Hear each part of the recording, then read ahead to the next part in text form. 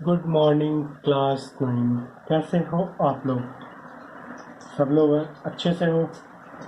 और एक good news तो मिल गई होगी कि आप लोगों की एग्ज़ाम स्टार्ट होने वाली है।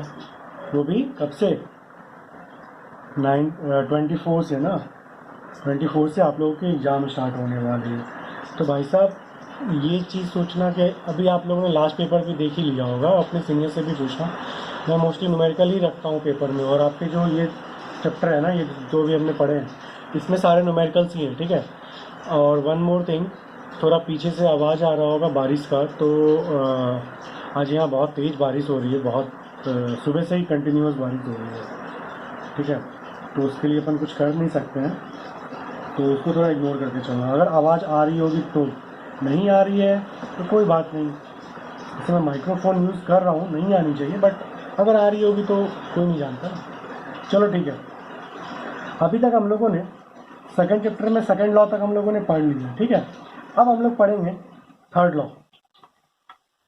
न्यूटन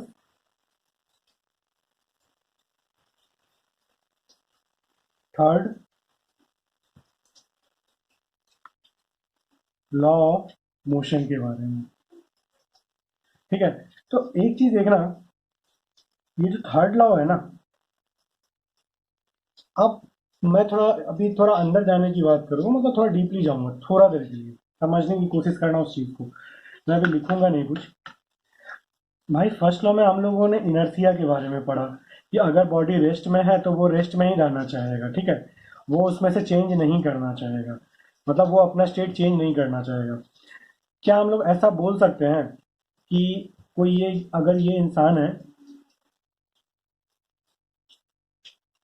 और ये लैंड है, ठीक है, इधर पे ये है, सॉरी, ये लैंड है, इधर पे ये इंसान खड़ा है, तो अगर ये इंसान का वेट 10 न्यूटन के आसपास हो, तो जो हमारा ये नीचे लैंड है, ये भी तो इस पे कोई फोर्स लगा रहा होगा ना, क्योंकि ये इस पे खड़ा है, तो ये 10 न्यूटन। तो आखिर ये इंसान यहीं पे इसलिए खड़ा है ना, क्योंकि ये बैलेंस्ड कंडीशन में है, समझना। इनर्सिया भी अगर है ना हमारा, तो वो एक बैलेंस कंडीशन है। और बैलेंस्ड कंडीशन क्यों है? क्योंकि यहाँ पे बैलेंस मतलब क्या, कि force from the both side are equal. Force on a point, the net force on a point is zero, ठीक है। नेट फोर्स क्या है हमारा? जीरो है, क्योंकि ये जितना लगा रहा है उतना ही नीचे से लग रहा है, तभी तो ये आराम से है। फिर आपने सेकंड लॉ में पढ़ा, सेकंड लॉ में क्या था, मोमेंटम के बारे में आपने पढ़ा, ठीक है। Linear momentum. जैसे किसी ने बॉल को कैच लिया तो उसने हाथ को पीछे किया, किसी ने बॉल को कैच किया तो उसने हाथ को पीछे किया। तो अगर वो बंदा अपने हाथ को पीछे नहीं करेगा, क्योंकि देखो जो बॉल आया, मानो कि ये तुम्हारा, यार वो, ये इधर पे बॉल आया, तो बॉल इसमें कैसे आया? इसने अपने हाथ को पीछे किया, तो बॉल आके इसमें ग्रिप कर गया। अगर ये हाथ को पीछे नहीं करेगा, देखो हम लोग कभी कभी देखते हैं कि हम लोग से कैच नहीं होता और हाथ से बॉल जंप कर जाती है। क्यों जंप करती है? क्योंकि जितना फोर्स से वो आ रहा है ना, अपना हाथ भी उसको उतना ही फोर्स दिया और उसको रिटर्न बैक। तो अगर हम लोग पीछे करेंगे ना, तो वो जिस फोर्स से आ रहा है, हम लोग तो फोर्स दे रहे हैं, लेकिन उसके फोर्स को हम लोग मोमेंटम मतलब प्रोवाइड करवा दे रहे, लेकिन नहीं, तुम ही आ जाओ, समझने की कोशिश करना, ठीक है। तो यहाँ भी कहीं ना कहीं हम लोग देखो तो थर्ड लॉ पे उतर आए हैं, ठीक है। कहीं ना कहीं तो उतर आए हैं ना। और थर्ड लॉ तो क्या हम थर्ड लॉ जानते हैं कि every action has equal and opposite reaction. Her action का एक इक्वल और अपोजिट रिएक्शन होता है। जैसे कि हम लोग लास्ट में देखे थे कि हम लोग सेकेंड लॉ से फर्स्ट लॉ को रिड्यूस किए थे, तो उस दोनों में भी कोई रिलेशन था या नहीं था? डेफिनेटली था। अभी यहाँ पे भी क्या हो रहा है, थर्ड लॉ को हमने देखा कि इनर्सिया का भी अगर देखो, अगर आप डीप पे जाके सोचो एक बार, तो यही चीज निकलेगा। सेकेंड लॉ को भी अगर आप सोचो कि अगर हम नहीं हाथ आ रहे हाथ भाई, तो क्या हो रहा है, ये जंप करके निकल गया ना, ये आया जंप करके निकल गया, आया जंप करके निकल गया। तो आप देखना, कभी भी सिंपल ही सी मैं बोलूँ, क्या बॉल तो सबके घर में होगा, आप लोग कैच करने की कोशिश करना। जैसे को ऊपर फेंक के आप हाथ को पीछे नहीं करोगे तो कभी नहीं कैच ले पाओगे, ठीक है। हाथ को अगर पीछे आप नहीं करते हो तो कभी कैच नहीं ले पाओगे, अगर बॉल बहुत दूर से आ रही है और मतलब अच्छे वेलोसिटी के साथ आता हो, ये हमेशा याद रखना। तो न्यूटन थर्ड लॉ में अपन आते हैं। न्यूटन थर्ड लॉ हमको ये बोलता है, थर्ड लॉ अपने क्या बोलता है कि every action has equal and opposite reaction. मतलब कि हमारा जितना भी एक्शन है ना, जितना भी एक्शन है वो इक्वल एंड अपोजिट रिएक्शन है उसके अंदर, ठीक है। उसमें कुछ जो भी एक्शन हो रहा है उसका इक्वल एंड अपोजिट रिएक्शन होगा, ठीक है। जैसे कि आप सिंपली सी बात करो भाई, स्प्रिंग बैलेंस तो देखे हो ना, स्प्रिंग बैलेंस में देखना, आपने खींचा, छोड़ दिया, तो जो खींचते समय आपने पुल का फोर्स लगाया ना, छोड़ते कि वो क्या हो अपने पोजीशन में गया, तो जितना से जिस स्पीड से आप खींच रहे हो वो उसी स्पीड से पीछे जा रहा है। स्प्रिंग को जिस स्पीड से आप खींच रहे हो वो इसी स्पीड से पीछे जा रहा है, ठीक है। तो वहां भी क्या लग रहा है, यही चीज तो है, और तो कुछ अलग नहीं है। आप बॉल को फेंके, ठीक है, आप बॉल को फेंके, तो बॉल क्या किया। अच्छा एक चीज और, अभी आपके दिमाग में एक क्वेश्चन आएगा कि सर अगर ऐसा बात है, अगर ऐसा बात है तो हम लोग बॉल को, या पानी ऊपर से नीचे गिरता है, मान लो ये हाइट से गिरता है, कुछ 10 मीटर का हाइट से गिरता है, लेकिन सर ये जब ये गिरने के बाद जंप तो कुछ मतलब 1 मीटर और 2 मीटर और 3 मीटर, मतलब कुछ भी करता है ये जंप, उससे ज़्यादा तो ये जंप नहीं कर रहा है सर। तो आखिर कैसा है ये, ऐसे कैसे सर, ये भी तो मतलब सोचने की बात है ना कि आखिर ऐसा क्यों हो रहा है हमारा, ठीक है।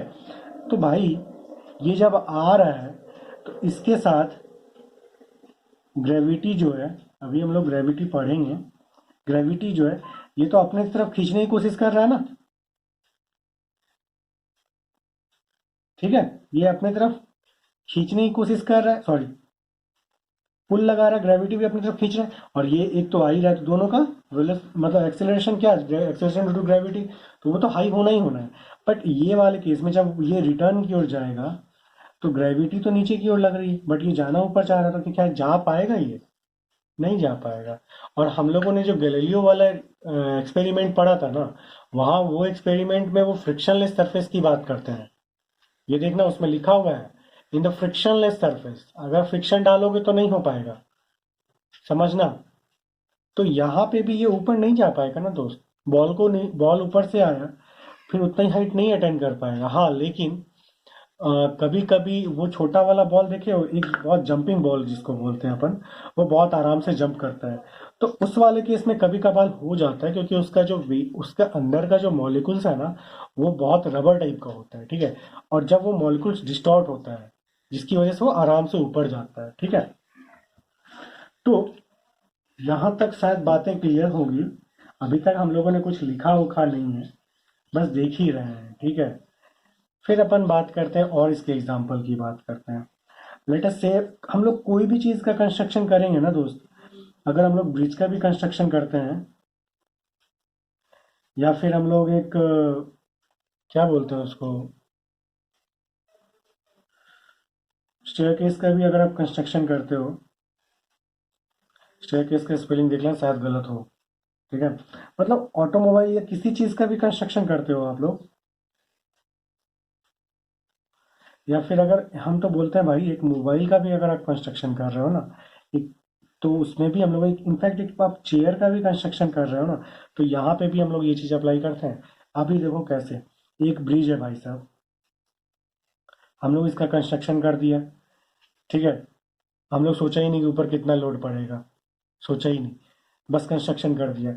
मान लो इधर से हम लोग सोच रहे थे कि 10 ही न्यूटन का लोड आएगा, बट यहाँ पे आ गया 1000 न्यूटन, पुल तो क्रैक, गिर गया, गिरता भी है, आप लोग देखे भी होंगे, वहाँ पे नोटिफिकेशन डाल देते हैं जब पुल का स्टार्टिंग में कि नॉट मोर देन दिस, और heavy vehicles are not allowed in this bridge, ठीक है, लिख भी देते। जैसे अपना पटना का पीपा पुल की बात करो आप, अगर पीपा पुल पे हम ट्रक चलाते तो क्या होगा, हैवी लोड, वो भी वो 16 चक्का या फिर उससे भी ज़्यादा, ठीक है, तो क्या होगा, डेफिनेटली सी बात है। तो वहाँ भी तो ये चीज़ हो रहा है ना कि वो इक्वल और क्योंकि होता क्या है या फिर आप गांधी ब्रिज पे गए हो, गांधी ब्रिज सस्पेंशन ब्रिज है, ये ब्रिज इधर जाता है और ये ऊपर की ओर उठता है। तो यहाँ पे आपने जैसे लोड डाला 100 न्यूटन का, तो ये क्या किया ब्रिज, यहाँ पे तो इसको नहीं बैलेंस कर पाया, तो ये यहाँ पे इसको उठा के बैलेंस कर लिया। तो हमेशा देखना, अगर ब्रिज भी बना रहे हो, कोई भी चीज़ बना रहे हो, तो वहाँ पे भी ऐसा होता है। आप मोबाइल देखते हो, पहले के ज़माने में मोबाइल कुछ ऐसे आता था, मतलब इसका एजेस कुछ ऐसे होता था। फिर कुछ ज़माने के बाद एज कुछ ऐसे आया, फिर अब क्या है, पूरा कर्व आने लगा एज। ठीक है, पूरा ऐसे। क्यों? यहाँ पे भी लोड का डिस्ट्रीब्यूशन है भाई। एक चीज देखना, आप जब हाथ से हैंड ग्रिप लेते हो ना, तो यहाँ पे भी लोड का डिस्ट्रीब्यूशन है। अगर आप वो डिस्ट्रीब्यूट नहीं करते हो, सिंपली सी बात करो, एक स्क्रैप की बात करते हैं हम लोग, एक नॉर्मल से प्लास्टिक, वो उतना लोड डिस्ट्रीब्यूट नहीं कर पाता है, मतलब वो हमारा लोड नहीं ले पाता है, तो वो क्या क्रैक कर जाता है। तो वहां पे भी थर्ड लॉ करके हम लोग बैलेंस करते हैं। मोबाइल में भी हम लोग थर्ड लॉ का सिस्टम देख के बैलेंस करना पड़ता है, क्योंकि इंटरनल और एक्सटर्नल फोर्स को हम लोग को बैलेंस, थर्ड लॉ बोले, थर्ड लॉ सुनते ही हमारे दिमाग में क्या होना चाहिए, एक्सटर्नल एंड इंटरनल। ये एंड को हटा के यहाँ लगा दो इक्वल टू साइन, मतलब ये इक्वल होगा, एक्सटर्नल और इंटरनल फोर्स इक्वल होंगे। अगर इक्वल नहीं हुआ तो वो टूट जाएगा, समझे? तो फिर यहाँ तक राम कहानी क्लियर है। अब हम इसका डेफिनेशन लिख के आज की क्लास को यहीं ख़त्म करते हैं। ठीक है, तो आप लोग लिख लीजिएगा। According to Newton's third law,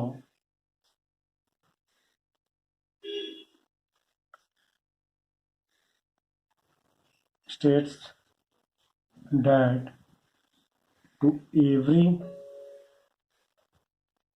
action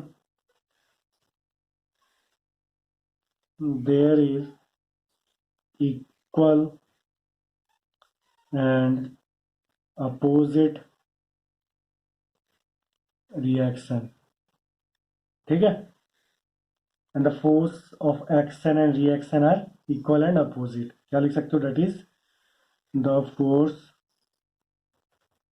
of action and reaction are always equal and opposite। ठीक है, मतलब कि यही चीज, ये आप नोट डाल के लिख लेना। आज की क्लास में इतना ही, कल की क्लास में फिर मिलते हैं। Goodbye, take care.